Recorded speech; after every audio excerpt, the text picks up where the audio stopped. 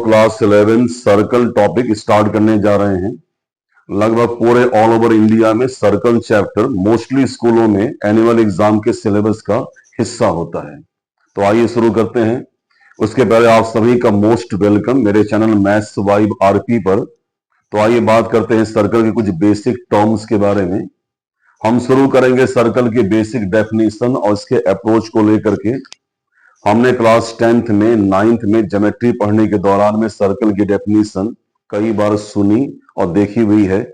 हम ये जानते हैं कि जब एक्स वाई प्लेन में किसी पॉइंट के दोनों कोऑर्डिनेट्स अगर सर्टेन रियल नंबर या दो फिक्स वैल्यूज होते हैं तो उस पॉइंट की पोजीशन एक बार सरफेस में लोकेट हो जाने के बाद टाइम के एंड तक उसी पॉइंट पर फिक्स हो जाती है। और हम ये भी जानते हैं कि इंग्लिश अल्फाबेट में ए से लेकर एस तक आने वाले 19 लेटर्स से हम लोग किसी कांस्टेंट या सर्टेन वैल्यू को डिनोट करते हैं। तो सभी ऑथर मेजॉरिटी में सर्कल के सेंटर के कोऑर्डिनेट के एप्सिका और ऑर्डिनेट को शो करने के लिए एच और के यूज करते हैं। तो हमने भी एच और के रखा है। एच के का मतलब है ये लेटर्स ए से लेकर एस तक के दायरे में आते हैं, यानी ये कांस्टेंट है, जिसका सीधा मतलब है कि ये दो कांस्टेंट जिस पॉइंट के कोऑर्डिनेट को रिप्रेजेंट करते हैं वो पॉइंट हमेशा के लिए फिक्स है। अब बात करते हैं हम लोग हैं किसी ऐसे पॉइंट के बारे में जिसकी पोजीशन वेरिएबल है, मूवेबल है। अगर ए से लेकर एस तक के लेटर कांस्टेंट को डिनोट करते हैं तो सीधी सी बात है कि टी से लेकर जेड तक के रिमेनिंग 7 लेटर यानी T U V X Y और अंतिमवा 26वां जेड, ये सभी 7 जो हैं ये किसी बदलने वाले वैल्यू को या किसी बदलने वाले टर्म्स को शो करेंगे, यानी किसी वेरिएबल को रिप्रेजेंट करेंगे। तो हमने यहाँ एक्स वाई 2 वेरिएबल लिया है। पॉइंट पी के कोऑर्डिनेट के वेरिएबल होने का मतलब है कि ये पॉइंट पी अपनी जगह से कहीं पर भी मूव कर सकता है। और सर्कल की डेफिनेशन यहीं से स्टार्ट होती है। डेफिनेशन में यह है कि अगर कोई मूवेबल पॉइंट किसी सर्टेन पॉइंट के चारों ओर सभी डायरेक्शन में इस तरह से मूव करे कि उस वेरिएबल पॉइंट की जो डिस्टेंस कांस्टेंट पॉइंट से शुरुआत में थी वही डिस्टेंस पूरी जर्नी के एंड तक अगर बनी रहे तो उस मूवेबल पॉइंट के जर्नी के फिनिश होने के बाद उसके चलने के, उसके मूवमेंट के पाथ से जो शेप क्रिएट होता है उसे हम सर्कल कहते हैं। यानी सर्कल कुछ और नहीं है बल्कि एक मूवेबल वेरिएबल पॉइंट के किसी कांस्टेंट पॉइंट के चारों ओर चलने पर बना हुआ लोकस या लोसाई या पाथ है। So this one is the circle. ठीक है, और एक बार हम लोग बेसिक में समझ लेते हैं कि सर्कल में और स्फीयर में क्या डिफरेंस है। क्या ये सर्कल और स्फीयर दोनों एक ही होते हैं? कभी भी एक नहीं होते हैं। सर्कल जो होता है स्फीयर से कई पॉइंट ऑफ व्यू में, कई नजरिए से अलग है। सर्कल जैसे कोई आप रिंग पहनते हाथों में, उंगली में, रिंग सर्कल होता है। आपके साइकिल या बाइक का टायर भी सर्कल का एग्जाम्पल है। स्फीयर क्या होगा? जो आप स्कूल के लैब में ग्लोब देखते हैं ज्योग्राफी में, या कोई आपका बंद फुटबॉल जो फूला हुआ हो, जहां एयर अंदर होती हो, तो बंद फुटबॉल हो गया। ठीक है, या कोई खरबूजे का शेप हो गया। यानी सर्कल जो है ये ट्रांसपेरेंट होता है, इसके आर पर आप देख सकते हैं। आप किसी भी टायर के उस तरफ देख सकते हैं, यानी ये ट्रांसपेरेंट है। और आप किसी ग्लोब या एयर से भरे हुए फुटबॉल के उस तरफ देख नहीं सकते, यानी वो अनट्रांसपेरेंट है। पहला फर्क ये हो गया। सर्कल को हम एक ऐसे सरफेस में ही दिखा पाएंगे जहां 2 एक्सिस, 2 डायमेंशन है। इसलिए सर्कल की इक्वेशन में आपको 2 वेरिएबल सिर्फ एक्स और वाई ही मिलेंगे।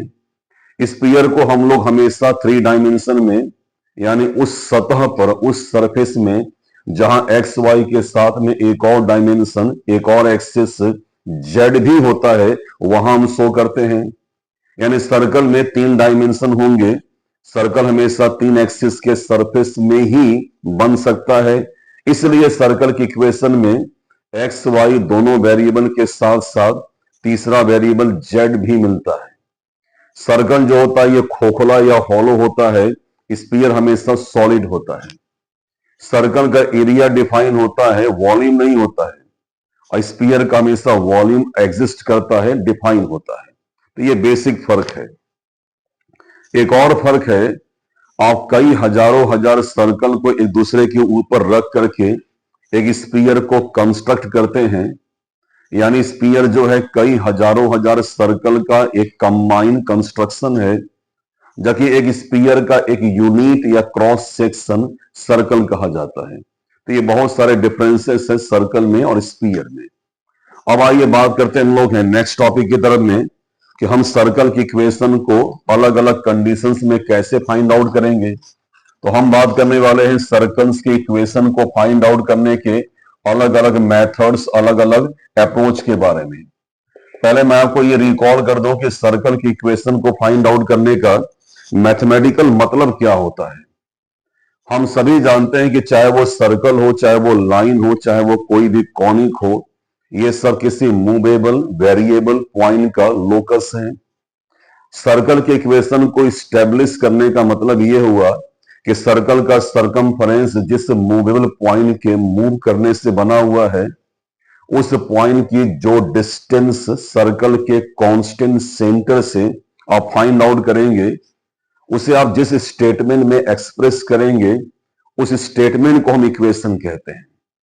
और ये बात बिल्कुल साफ है कि सर्कल के सरकमफरेंस पर दिए हुए पॉइंट की सर्कल के सेंटर से डिस्टेंस हमेशा r होती है, ठीक है। फिर भी हम इस डिस्टेंस को फाइंड आउट करेंगे इनके कोऑर्डिनेट के फॉर्म में। तो हम लोग निकालने जा रहे हैं पॉइंट P के डिस्टेंस सेंटर C से, जो ऑलरेडी r स्टेब्लिश है, रेडियस ही है। हमने क्लास 9th में कई बार ऐसे दो पॉइंट के डिस्टेंस निकाली है। आप बिल्कुल सही समझ रहे हैं, डिस्टेंस फॉर्मूला से हम उनमें से किसी एक पॉइंट के कोऑर्डिनेट को x1 y1 और दूसरे पॉइंट के कोऑर्डिनेट को x2 y2 मान करके उनके बीच के डिस्टेंस निकाल लेते हैं। तो मैं आपको रिकॉल करता हूं डिस्टेंस फॉर्मूला होता क्या है। आप जानते हैं, लेकिन मैं रिकॉल करता हूं। ये होता है d equals to root over x1 minus x2 whole square plus y1 minus y2 whole square. Value हमेशा साइन में पॉजिटिव ही होगी, डिस्टेंस कभी भी नेगेटिव एक्सेप्टेबल नहीं होता है, ये हम जानते ही हैं। तो नाउ वी विल इंप्लीमेंट, अब हम इस्तेमाल करने वाले इस फॉर्मूले को पीसी फाइंड आउट करने के लिए। तो पीसी यानी पॉइंट पी की डिस्टेंस पॉइंट सी से, तो ये हो जाएगा x माइनस एच का होल स्क्वायर, यानी पॉइंट पी और पॉइंट सी के एफसीका वाले वैल्यूज के, ठीक है, डिफरेंस का स्क्वायर।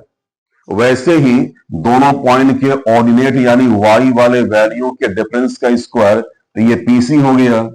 इस पीसी की वैल्यू हम सब जानते हैं कि रेडियस r की इक्वल है, तो हम इस पीसी के एक्सप्रेशन को r से इक्वेट करेंगे।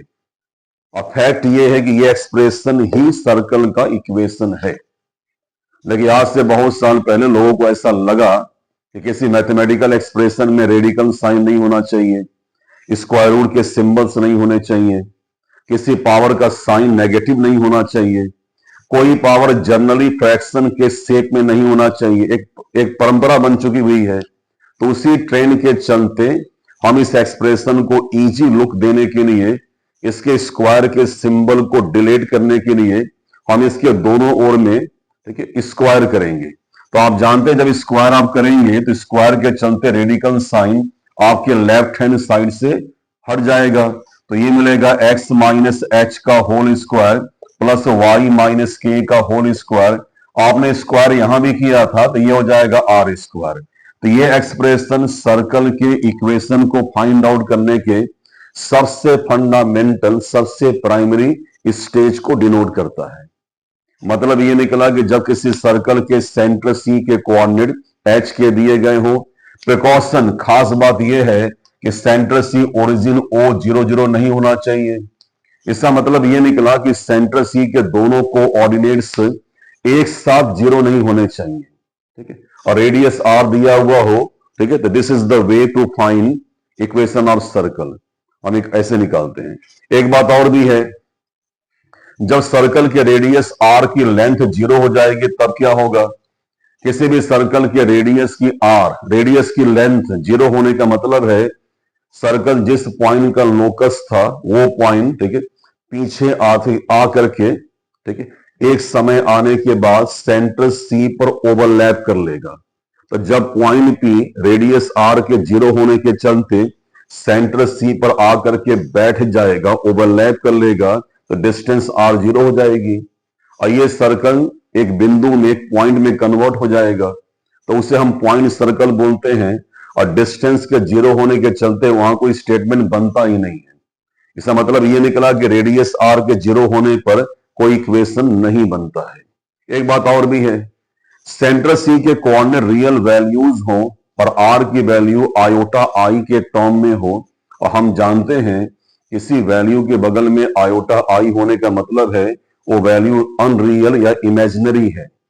यानी सेंटर सी आपने लोकेट कर दिया है, रेडियस आर इमेजिनरी है, यानी सर्कल ये बना ही नहीं होगा। तो जब ये सर्कल एग्जिस्ट ही नहीं करता है, यहां तक कि ये सर्कल पॉइंट सर्कल में भी कन्वर्टेबल नहीं हो पा रहा है, तो ऐसे कंडीशन में कोई इक्वेशन फॉर्म होगा ही नहीं। तो बच्चों यही बेसिक्स इसके लिए हैं, ठीक है। इस क्लास में इतना ही, फिर हम मिलते हैं नेक्स्ट क्लास में आप सभी से।